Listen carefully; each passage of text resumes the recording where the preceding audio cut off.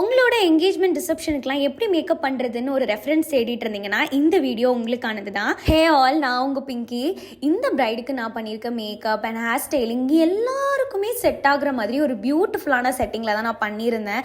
And அன்னைக்கு இந்த look வந்து என்னோட பர்சனல் ஃபேவரட்டாகவே ஆயிடுச்சு. Meet art sweet art client Jayanthi. So அவங்க வந்து என்கிட்ட இந்த மாதிரி பண்ணணும் அந்த மாதிரி பண்ணணும்னு ஒரு ப்ரிஃபரன்ஸுமே சொல்லலை. அவங்க மொத்தமாக 3 ஈவெண்ட்டை நமக்கு லட்டு மாதிரி கொடுத்துருந்தாங்க. ஸோ 3 ஈவெண்ட்டுமே என்னோட விருப்பப்படி தான் பண்ணேன். ஸோ இப்போ நீங்கள் பார்த்துட்டு இருக்கிறது ஃபஸ்ட்டு நான் போடுற வீடியோ. இன்னும் 2 லுக் இருக்குது. அந்த 2 லுக்கும் பார்க்கணும் அப்படின்னா மறக்காம நம்ம பேஜை ஃபாலோ பண்ணிக்கோங்க.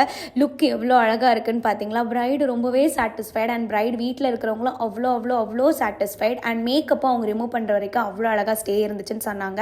நம்ம மேக்கப் பண்ணதும் நான் ஏசியில் தான். அண்ட் அவங்க கல்யாணம், என்கேஜ்மெண்ட், மாமன் சடங்கு எல்லாமே நடந்ததும் நான் ஏசியில் தான். பட் ஆனால் மேக்கப் கொஞ்சம் கூட மூவ் ஆகலை. சூப்பராக ஸ்டே இருந்தது நமக்கு ரிவ்யூ சொல்லியிருந்தாங்க.